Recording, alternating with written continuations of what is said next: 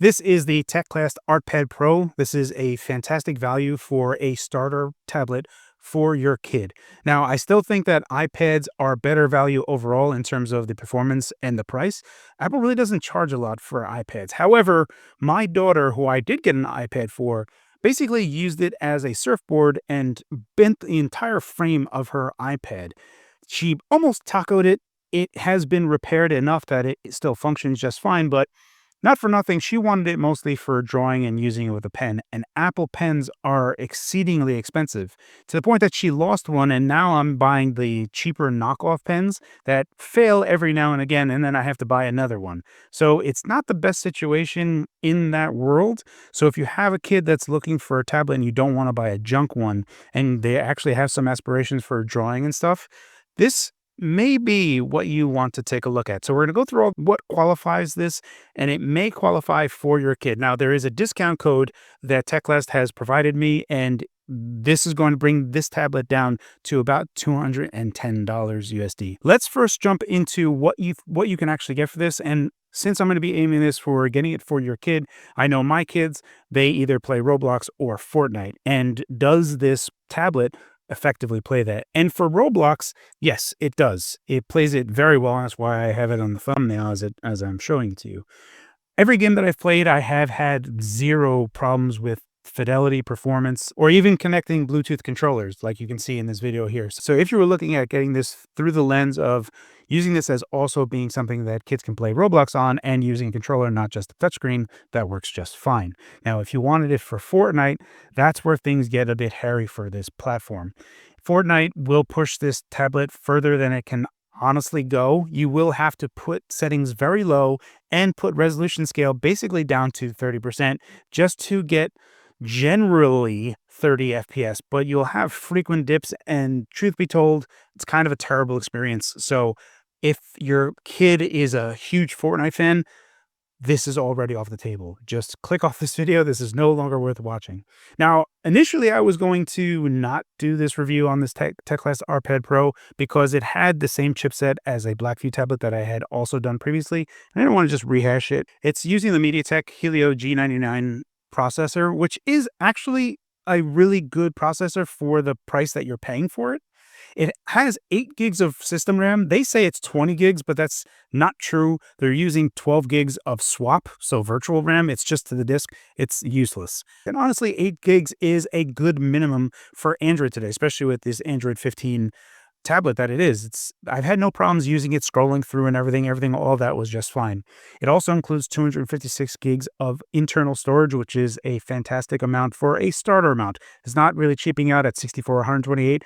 256 is pretty solid right now. The display is actually really cool, and this could actually lean more on, like, for people that are interested in retro emulation. It's a 12.7-inch IPS display, 2176 by 1600 resolution, so really high resolution.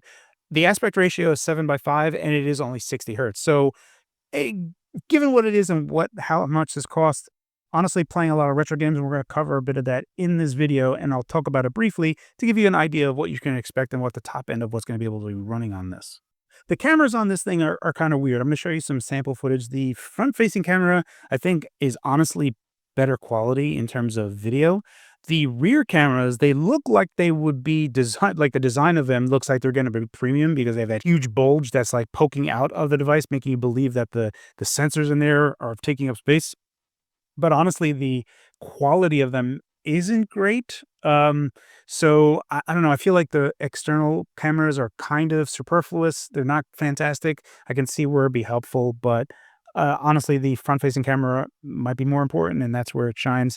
For the, how much you're paying for it, no big deal, I guess, but I kind of almost wish that they would have maybe tried to get the price lower, but maybe they don't really increase the price all that much. One thing that is interesting is that you can actually use a SIM card for this. So you do have 4G support. Now, you're going to have to check on the MediaTek G99 bands and what it supports. Typically on T-Mobile in the US, there is a lot of 4G support, but depending on whatever carrier you have, you may not get that. So take a look into the G99 and see what bands it supports and see what your carrier, if it actually supports it. But let's go further into what makes this worthwhile. So the name of it is the ArtPad Pro, and they give you an art application that when you first start the device, there'll be an art application. For all intents and purposes, everything that I've tried, I was not able to get any pressure sensitivity to work with this app. Took a look around, I couldn't see it. I downloaded another app that did offer pressure sensitivity, and it does work there, but truth be told, the pressure sensitivity isn't super fantastic. It's just okay. However, when it comes to latency, the latency on the pen input isn't terrible. Now, the one part that kind of isn't great as well is the palm rejection. I did have noticeable times that when I was placing my palm down and moving around, that the tablet itself erroneously thought I was zooming in. So I was like pinched to zoom, and that would be a problem every now and again. Ultimately, what this comes down to is that if you were looking at this through the lens of getting this for serious artwork, I don't think that this is the tablet that you should be getting at all. I do think that if you had a kid that has some aspirations for drawing, that this is 100% a great tablet to start them off on, just because it's so low cost while still having enough performance where it's not crappy. It's not a crappy experience. So there's give and takes, and there's things that you have to weigh on this. I'm not an artist by any means, and just using it, the responsiveness is fine. But when it comes to the fidelity of it, that could be a bit better. But again, since this is very clearly geared towards children and kids, it's definitely something that they would graduate from rather than graduate to. For Netflix, it does have Widevine support, so Netflix works without a hitch. Just went to the Google Play Store, downloaded Netflix, signed in, all of that worked. In fact, all of Netflix's games work. So in Sonic Mania, when I downloaded that through Netflix, just played, signed in, no problem. Everything worked as you would expect it to. So Netflix works, Netflix games works, all Widevine support works. So any type of streaming capability is going to work just fine on this. And again, you could use a SIM card with this as well. So if you wanted to have this device be kind of cellular ready, and if that was something that you wanted, there's a lot of benefits on this particular device that, especially for its price, make it pretty compelling. Now, if we kind of pivot over into retro gaming, because of that 7:5 aspect ratio, it kind of weirdly fits into GBA, but also 4:3 content. A lot of stuff fits into this real nicely. It fills out the screen pretty well and looks correct. So when you're playing on this gigantic screen, everything looks fine. Now, what is the absolute apex that you'll be able to actually use? Effectively, PlayStation 2 and GameCube, there's going to be many games that will not be performant enough overall that I feel comfortable saying that it can play PS2 and GameCube games. Now, it can play quite a number of PS2 and GameCube games, but I hesitate to say that this can play up to PS2 and GameCube because there's more than likely going to be a lot of games that are just not good enough to play. Now, for a kid, maybe they don't care that there's fluctuating frame rate. Maybe they're okay with playing at 40 to 50 FPS. I don't really think that's the best.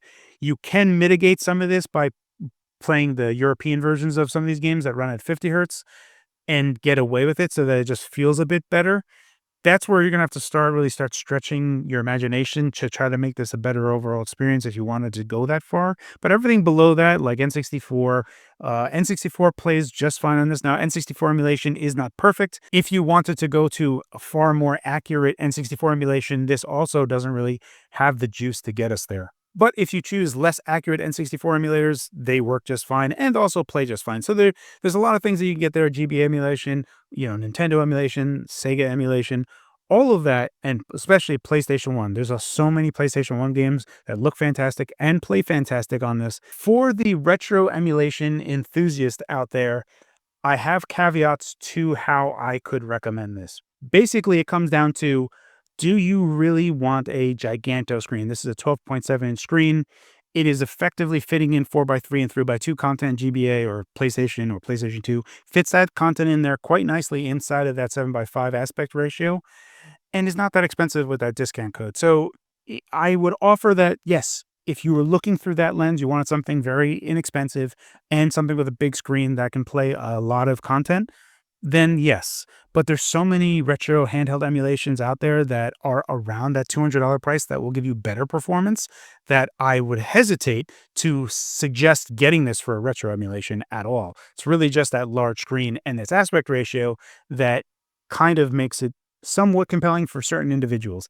Is that for you? That's going to be for you to tell. Again, there's going to be a number of PS2 and GameCube games that just don't run well enough. Everything below that you can make run just fine, or using the European versions of those ROMs to run at 50 hertz to get better performance or a more stable frame rate.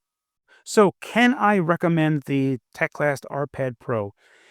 For the price, with the discount code being $210, that is where I say, yes, I think this is a good deal, but more for, there's a lot of us that are old now and we have kids. And if you have a kid that's between like 6 to 12 years old, I think that this is a good tablet for them because you be less attached to it. If they destroy it, if they use it as a surfboard, or if they try to turn it into a taco, you won't care as much if they tried to turn an iPad into a taco.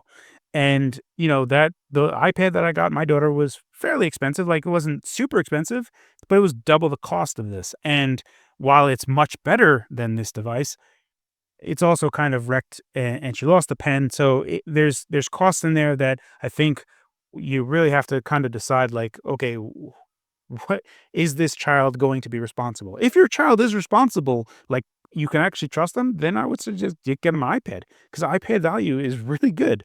But if you are not confident that they will treat the device well and take care of it and misplace it, lose items, then perhaps maybe look at other things, especially if you're looking at them if they have any aspirations to be artists.